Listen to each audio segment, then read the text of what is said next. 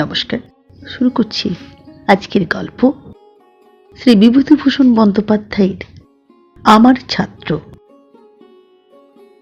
বিভূতিভূষণ বন্দ্যোপাধ্যায়ের গল্প মানে জীবনের ছোট ছোট সূক্ষ্ম স্মৃতি ও ঘটনাবলীকে ফিরে দেখা। স্কুল কলেজের পাঠ্য জীবনের অনেক সুখ স্মৃতি থাকে, কালের নিয়মে সেই শিশুবেলার কত সুখ স্মৃতি মলিন হতে থাকে। কতটুকুই বা ফিরে দেখা সম্ভবপর হয়, কত কিছুই পিছনে ফেলে এগিয়ে যেতে হয়। সেরকমই ছাত্রাবস্থার এক সুখ স্মৃতি ফিরে দেখার গল্প বিভূতিভূষণ বন্দ্যোপাধ্যায়ের আমার ছাত্র। শুনে দেখুন, ভালো লাগলে চ্যানেলটি সাবস্ক্রাইব করুন, লাইক করুন, শেয়ার করুন। শুরু করছি আজকের গল্প শ্রী বিভূতিভূষণ বন্দ্যোপাধ্যায়ের আমার ছাত্র। মানুষের প্রতি মানুষের এই যে হিংসা, এই যে উলঙ্গ বর্বরতা আচরিত হচ্ছে সভ্যতার নামে, শত বৎসরের শিক্ষা সংযম এক মুহূর্তে যাতে করে তৃণের মতো উড়ে গেল। উদগ্র লোভ, হিংসা ও লালসার এই যে নগ্ন মূর্তি দেখা গেল চোখে, তাতে দমে গেলে চলবে না। মানুষ আছে এখনো, মানবতা আছে। মনুষ্য সমাজ থেকে লজ্জায় মুখ ঢেকে বিদায় নেবার সময় ভগবান এদেরই দিকে ফিরে ক্ষীণ আশ্বাসের বাণী শুনতে পান। শুনতে পেয়ে থমকে দাঁড়ান। আমাদের গণেশ দাদার কথা বলবার যোগ্য বলে এতদিন ভাবতামই না, কিন্তু আজ দেখছি গণেশ দাদার ছবি আমার মনের পটে মস্ত বড় হয়ে ফুটে উঠেছে। এর আর একটা কারণ যে গণেশ দাদা আমার ছাত্র। গণেশ দাদার নাম গণসা মুচি। আমাদের গ্রামের মুচিপাড়ার ছোট্ট খড়ের চারচালা ঘরে দুটি গরু ও 4-5টি বাছুর এবং স্ত্রী পুত্র নিয়ে উঠানে লাউ মাচা, পুঁই মাচা বানিয়ে, পুনকে নোটে শাক বুনে, মেটে আলু ও বুনো ওল তুলে হাটে বিক্রি করে সংসার চালাতো। যখন পাঠশালায় পড়ি তখন হরিশ জ্যাঠামশাইয়ের বাড়ি গণেশ মুচি কৃষাণের কাজ করে। আমরা গণেশ দাদা বলে ডাকতাম। অন্য লোকে বলতো গণসা মুচি। মিশকালো দোহারা গড়ন, মুখে এক প্রকার শান্ত দীন ভাব, লাজুক নম্র চোখ দুটি সর্বদাই যেন অপ্রতিভ, যেন কি একটা মহা অপরাধ করে ফেলেছে সে। হরিশ জ্যাঠামশাই গণেশ দাদাকে ডেকে বলতেন, এই গণসা, বাবলাতলার জমিতে দোয়ার দেওয়া হয়েছে? গণেশ অমনি হাত কচলাতে কচলাতে বলতো, আজ্ঞে না বাবা ঠাকুর, কাল তো মোটে লাঙল দিলাম। হারামজাদা, এতদিন ঘুমোচ্ছিলে নাকি তেল দিয়ে? কবে বলেছি চষতে ও ভুঁই? জমিতে নাঙল না লাগলি কি কও বাবা ঠাকুর, আজ সাঁঝবাতির মধ্যে দোয়ার দিয়ে দেবানি। না দিলে জুতিয়ে তোমার আজ হাড় খুলে নেব, মনে থাকে যেন। গণেশ দাদা আমরা যেখানে খেলা করছি সেখানে এসে হেসে বলতো, বাবা ঠাকুর চটে গিয়েছেন। আমি বলতাম, ও গণেশ দাদা, ইংরেজি জানো? ইঞ্জিরি কোনে থেকে জানবো, মুই কি লেখাপড়া জানি? শিখবে? শিখিয়ে দাও দাদা ঠাকুর, তো শিখি। শেখো। ওভার মানে ওপর। কি? ওভার মানে ওপর, উড মানে কাঠ, কাউ মানে গরু। গণেশ দাদা মুখস্থ করতে লাগলো। ইউপি পাঠশালার কুঞ্জ মাস্টারের শেখানো যত বিদ্যা আমার মাথায় ভিড় করে তাদের উগ্রতায় আমাকে ব্যতিব্যস্ত করছিল, তা সবগুলো গণেশ দাদার ঘাড়ে না চাপাতে পারলেই যেন আমার নিস্তার নেই। সেই থেকে গণেশ দাদার ইংরেজি শিক্ষার ভার আমি সহস্তে গ্রহণ করলাম। গোটা ওয়ারপোকখানা গণেশ দাদাকে কণ্ঠস্থ করাবার সে কি দুঃসাধ্য প্রচেষ্টা আমার। মুখে মুখে শেখানো ছাড়া অবশ্যই অন্য উপায় ছিল না। গণেশ দাদার ভাষাতেই বলি, মা সরস্বতীর ঘরের ঝনকাট কখনো মারাইনি যে। গণেশ দাদা কিন্তু শিখল অনেক কথা, শ্রুতি স্মৃতির প্রাচীন উপায়ে প্রায় ডজনখানেক ইংরেজি শব্দের ঐশ্বর্যে সে ঐশ্বর্যবান হয়ে উঠল। আমিও শিষ্য গর্বে গর্বিত হয়ে উঠলাম রীতিমতো।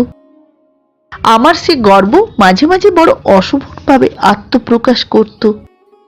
গণেশ দাদার লাজুকতা ও অপ্রতিভ ভাবকে আরো বাড়িয়ে।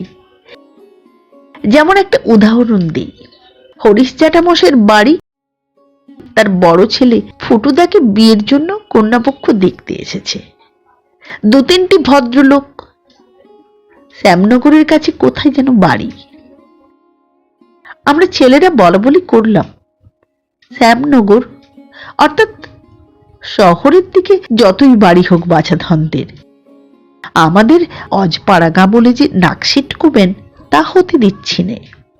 দেখিয়ে দেব এই গ্রামের একজন মুচি কৃষাণু কিরকম ইংরেজি জানে। সেই ভদ্রলোকের দল যখন হরিশ জ্যাঠামশাইয়ের চণ্ডী মণ্ডপে বসে আছে, তখন আমি গণেশ দাদাকে ডেকে বললাম, এই দেখুন এদের মাইন্দার কেমন ইংরেজি জানে। তাদের মধ্যে একজন কৌতূহলের সুরে বললে, তাই নাকি, দেখি দেখি দেখি। আমি অমনি বলি, গণেশ দাদা ওভার মানে কি? গণেশ হাত ওপরে তুলে বললে, ওপর। আর ওয়াটার জল। আর বলতো স্কাই মানে কি? আকাশ ইত্যাদি। এক ডজন শব্দের ক্ষীণ পুঁজি শেষ হতেই আমি থেমে গেলাম। গণেশ দাদার দিকে শহরের চালবাজ লোকদের সপ্রশংস দৃষ্টি পড়ুক, এই আমার ইচ্ছা।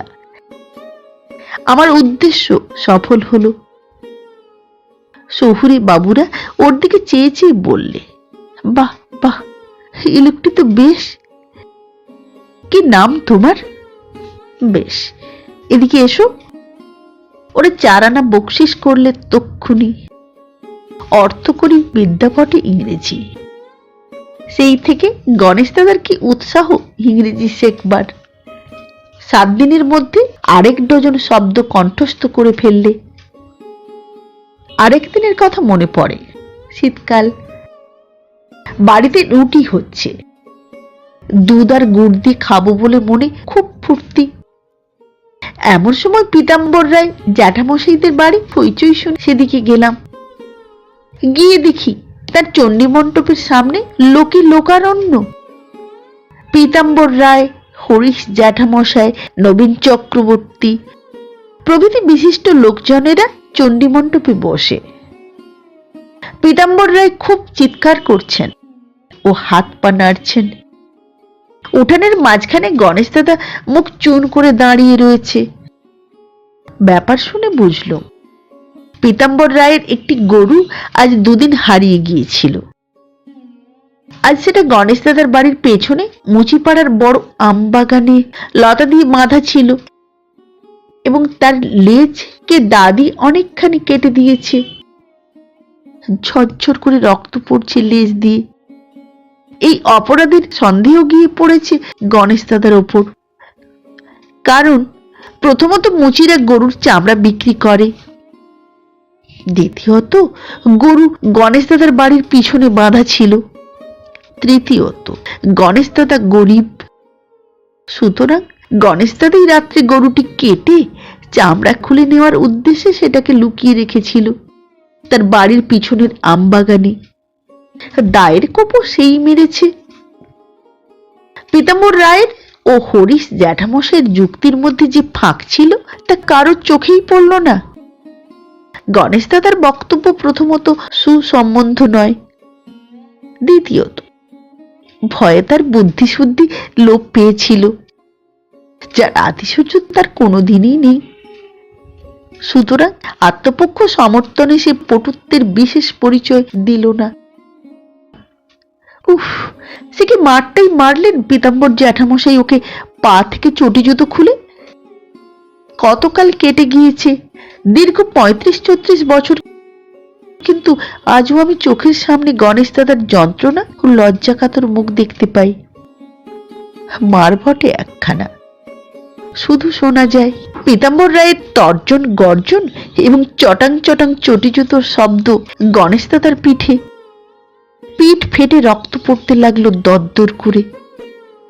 তখনও পীতাম্বর জ্যাঠার থামবার চেহারা ছিল না। নীলু বাড়ুজ্যের ছেলে মণি দাদা, জোয়ান ছোকরা, দৌড়ে গিয়ে পীতাম্বর রায়ের হাত ধরে টেনে এনে নিরস্ত করলে। আহা, গণেশ দাদা বসে হাপুস নয়নে কাঁদতে লাগলো। আমি জানতাম গণেশ দাদা নির্দোষী। আমার চোখ দিয়ে জল পড়তে লাগলো গণেশ দাদার কান্না দেখে। ইচ্ছে হলো পীতাম্বর জ্যাঠার কান ধরে কেউ এক্ষুনি ঘুরপাক দেয় তো আমার মনের রাগ মেটে। এসব বাল্যকালের কথা, সারা বাল্যকাল ধরে দেখেছি। গণেশ দাদা লোকের ফাই ফরমাস কাটতে কাটতে দিনান্তে এক থালা রাঙা আউশ চালের ভাত কায় ক্লেশে জোগাড় করছে, তাতেই তার কি খুশি। আমি হয়তো প্রশ্ন করি, ও গণেশ দাদা, আজ কি খেলে? তখন গণেশ দাদা আস্তে আস্তে বলবে, যেন কল্পনার খাদ্যগুলো সে আবার পরম তৃপ্তির সঙ্গে আস্বাদ করছে। কি খেলাম? তা খেলাম মন্দ নয়। তোমার বড় বৌদিদি রেঁধলো অনেকগুলি।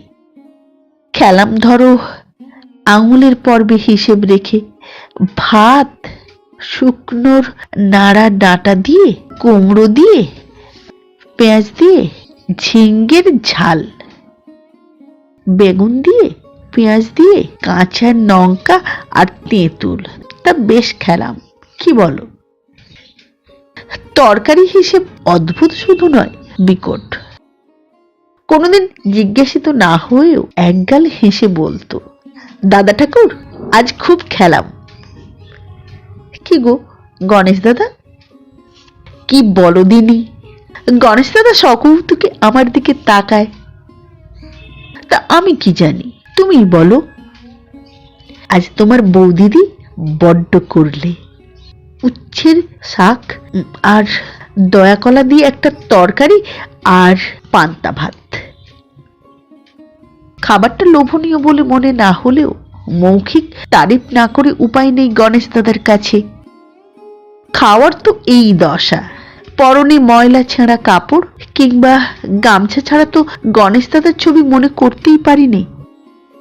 অথচ ব্রাহ্মণ পাড়ার অর্ধেক কাজই গণেশকে না হলে চলেই না, বেশিরভাগই ব্যাগার। ওরে গণেশা, আজ উঠোনের কাঠগুলো ঘরে তুলে দিয়ে আসিস তো। গণেশা, গাছের নারকেলগুলো পেড়ে দিতে হবে ওবেলা। গরুটা পন্টে গিয়েছে রে, তুই দুপুরবেলা একবার এসে গরুটা আজ এনে দিবি, বুঝলি? গণেশা, আমার গাছের দোকানি কাঁচকলা হাট থেকে বিক্রি করে দিতে হবে বাবা। শুধু মিষ্টি কথা, ব্যাস ওই পর্যন্ত। কখনো গণেশ দাদা মুখ ফুটে একটা পয়সা মজুরি এসব ফাই ফরমাস কাটার জন্য চাইতো না, বরং বলতো ব্রাহ্মণ দেবতা, ওনাদের পা ধোয়া জল খেলি সজ্ঞ, ওনাদের একটু সেবা করব, তার আবার পয়সা কি? কিন্তু শুধু ব্রাহ্মণের নয়, আমি যে কোনো জাতির সেবা করতে দেখেছি ওকে অম্লান বদনে। জেলেপাড়ার অথর্ব বুড়ি ঝিন্দের মাকে তার সঞ্চিত তেঁতুল কাঠের গুঁড়ি কুড়ুল দিয়ে চেলা করে দিতে দেখেছি।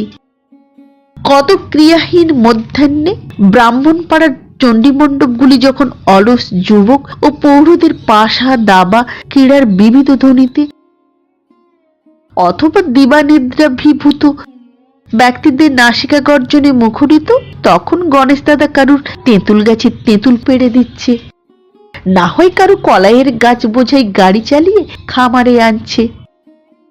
ঘামে ওর সারা দেহ ভিজে, মাথার চুল ধুলি ধূসর, পেটে পেট লেগেছে, কারণ এখনো খাওয়া হয়নি।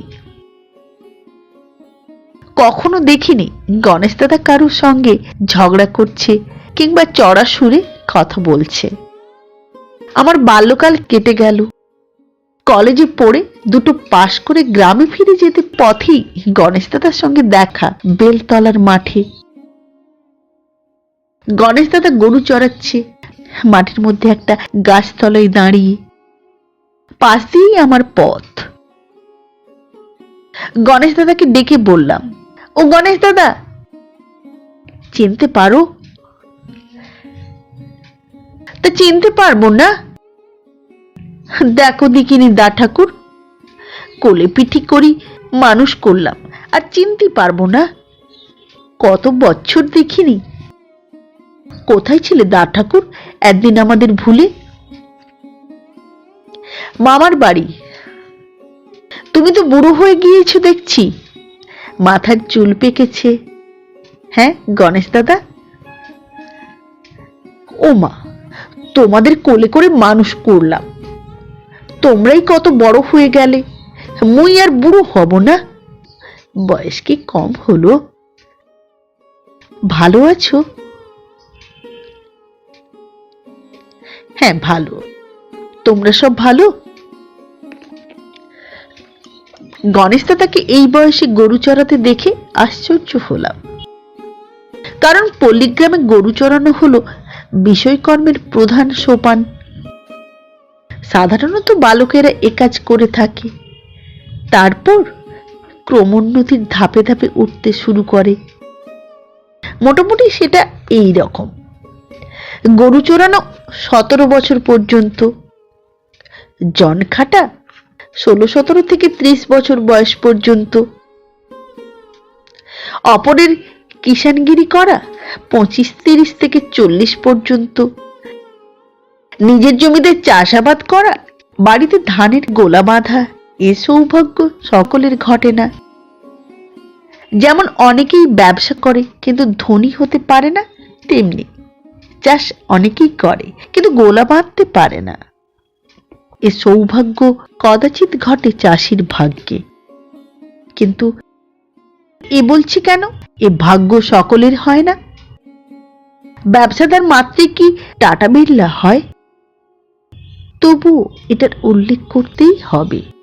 প্রত্যেক চাষির স্বপ্ন, প্রত্যেক রাখালের অলস মধ্যাহ্নের স্বপ্ন, প্রত্যেক দিনমজুরের বর্ষা দিনে এক হাঁটু জল কাদায় ধান বপন করতে করতে ক্লান্তি অপনোদনের স্বপ্ন, এটি উল্লেখ না করলে চলবে না।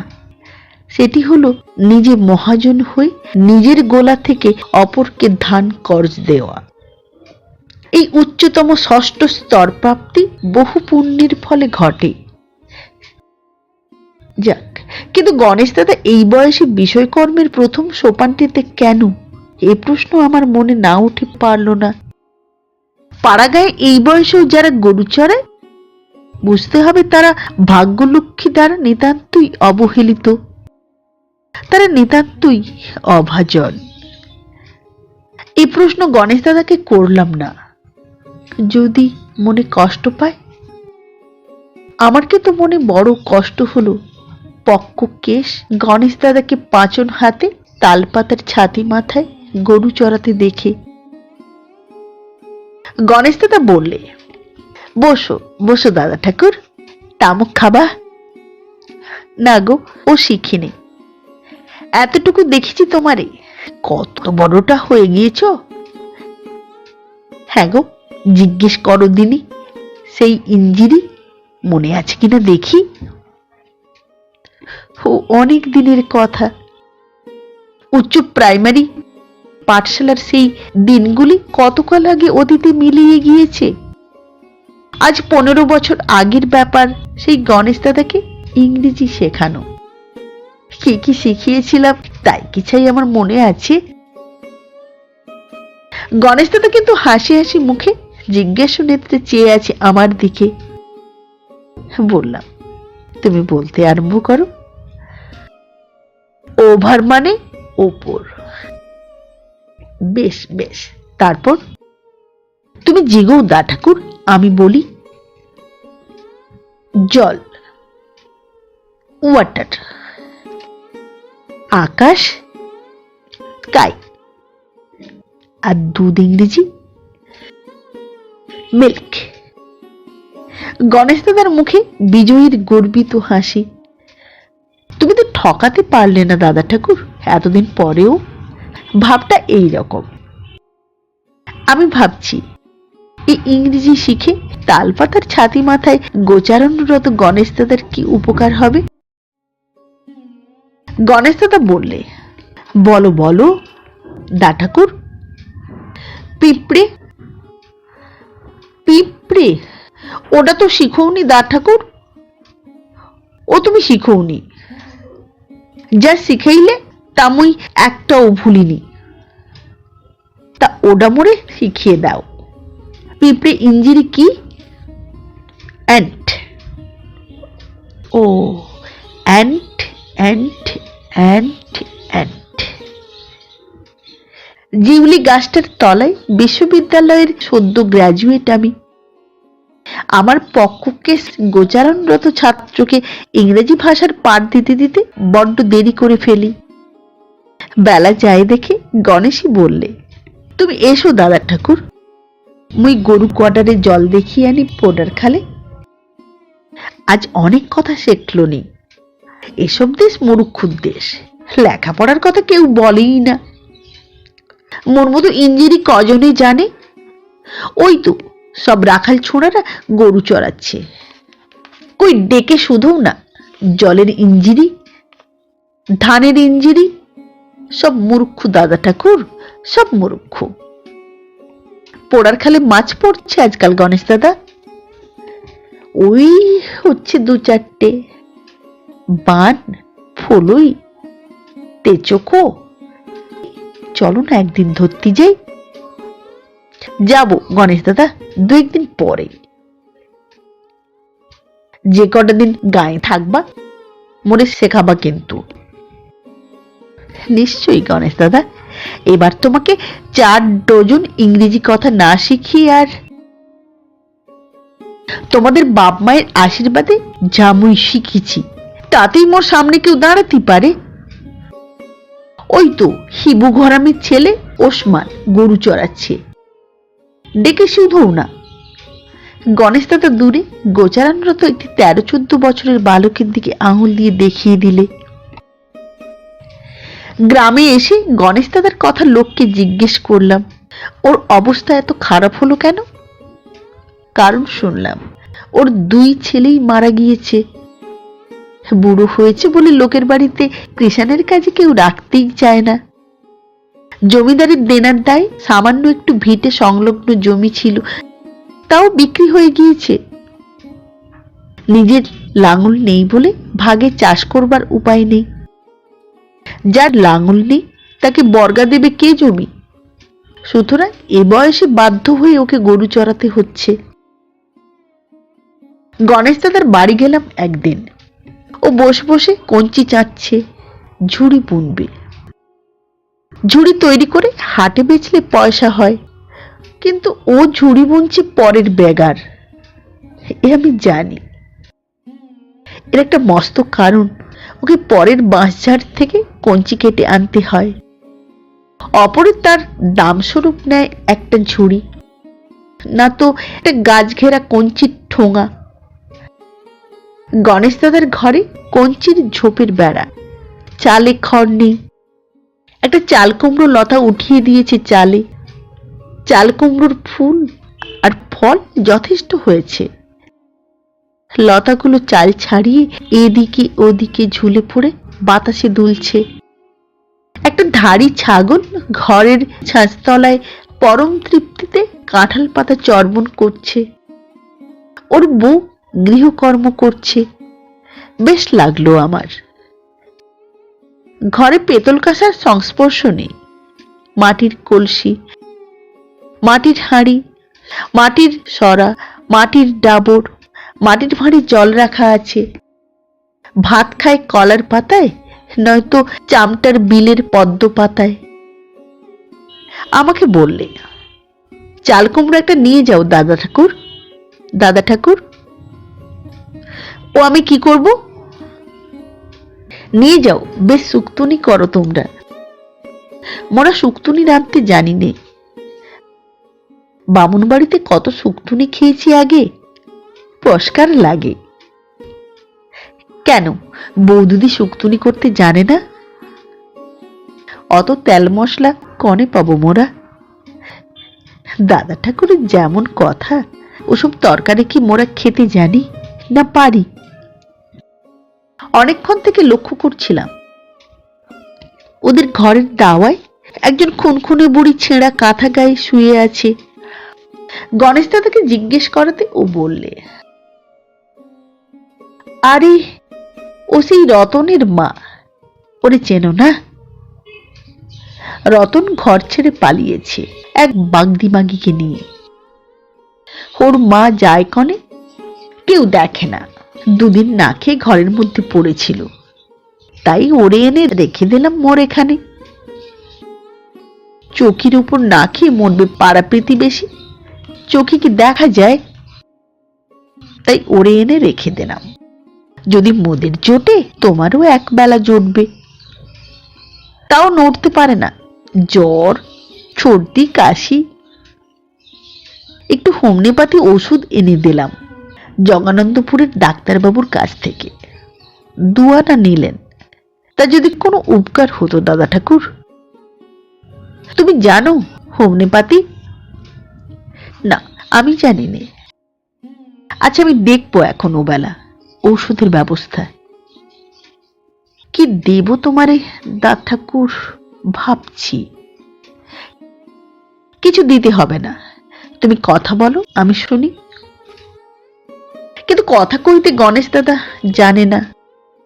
তার সংকীর্ণ জীবনযাত্রার ক্ষেত্রে যে অভিজ্ঞতা সে সঞ্চয় করেছে, আজ 50-55 বছর ধরে, সে যতই সামান্য হোক, বলতে জানলে তাই নিয়েই চমৎকার কথার জাল রচনা করা যেত, যা আকাশকে বাতাসকে রাঙিয়ে দিতে পারত, শুকনো ডালে ফুল ফোটাতে পারত, চামটার বিলের পদ্ম ফুলের পদ্মগন্ধি রেণু আমার লাগি উড়িয়ে নিয়ে আসতে পারত। গণেশ দাদা সেসব পারে না, তবু ওর সঙ্গ আমার এত ভালো লাগে।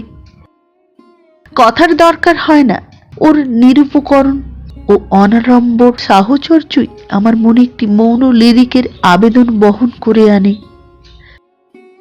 সেবার চলে আসার পর 5-6 বছর হবে গণেশ দাদার সঙ্গে আবার দেখা। গণেশ দাদার মাথার চুল পেকে একেবারে সনের নুড়ি হয়ে গিয়েছে, পিঠের দিকটা বেঁকে একটা কুঁজো হয়ে গিয়েছে সামান্য। শরৎকাল, পুজোর ছুটি, সেবার নদীতে একটু বন্যার আভাস দেখা দিয়েছে। কাশফুল ফুটে আলো করেছে নদীর 2 পাড়। নদীর ধারের মাঠে গণেশ দা গরু চড়াচ্ছে। খুঁজতে খুঁজতে বার করলাম। ওর মাথার চুল আর ওর চারিপাশে কাশফুল একই রকম দেখতে। বৃদ্ধ গণেশ দাদা সেই 5-7 বছর আগের মতো তালপাতার ছাতি মাথায় দিয়ে লাঠি হাতে গরু চড়াচ্ছে। কোচর থেকে বের করে কি খাচ্ছিল, আমায় দেখে লজ্জিত সুরে বললে, সৈরভীর মা দুটো চাল ভাজা দিলে। বললে, গরম গরম 1 খোলা নামিয়ে ফেললাম, তুমি দুটো নিয়ে যাও। তাই নিয়ে এলাম, বেশ লাগে। তা এলে কবে দাদা ঠাকুর? আর দেখো, বড্ড বুড়ো হয়ে পড়েছি। তুমি আসছো, কিন্তু মুই বুঝতে পারলাম না। বলি, ক্যাডা আসে বাবু পানা? চোখে তেমন আর ঠাওর হয় না। চাল ভাজা খাচ্ছ? গণেশদা, দাঁত আছে? তা আছে তোমার বাপ মায়ের আশীর্বাদে। বলি, ও কথা যাক, বিয়ে ধাও করেছ? না, বিয়ের আর বয়স নেই গণেশ দাদা। কি কথা বলো দাদা ঠাকুর?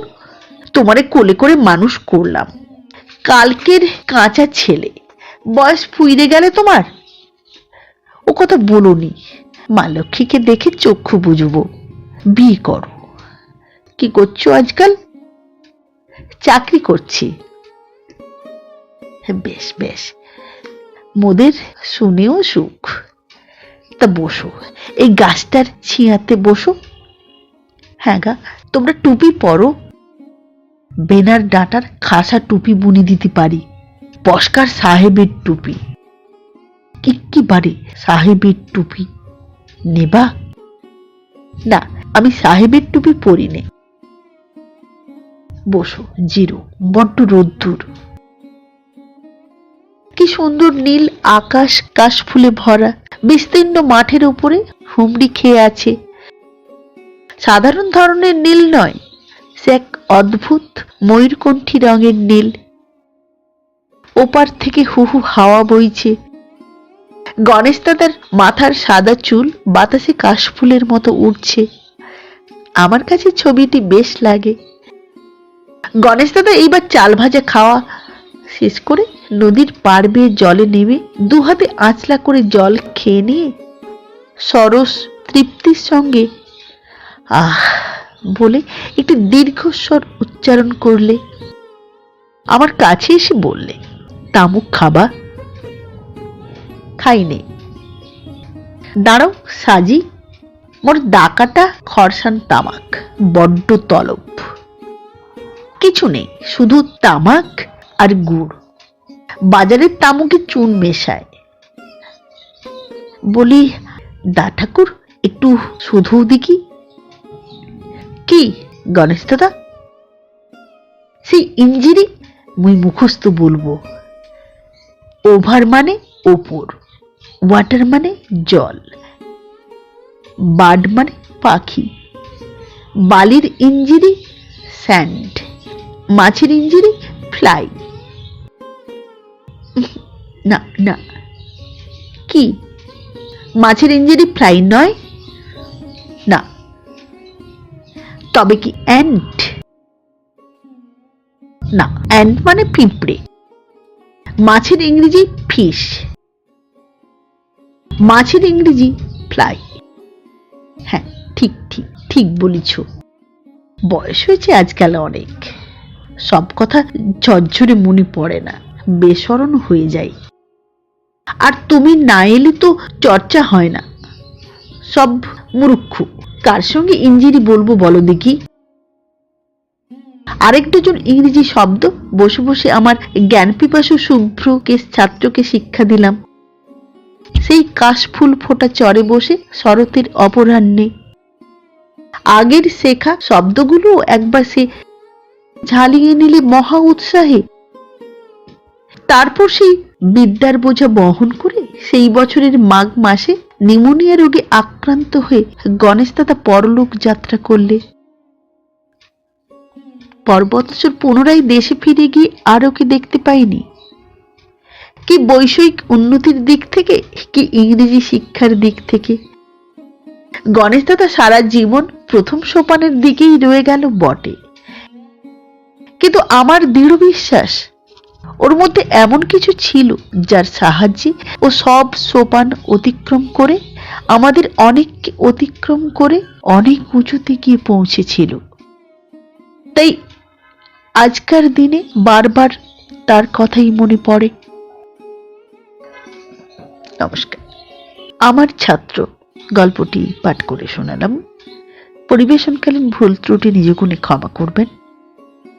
সঙ্গে থাকুন, আবার দেখা হবে আগামী পর্বে একটি নতুন গল্প নিয়ে। আজকের মতো নমস্কার।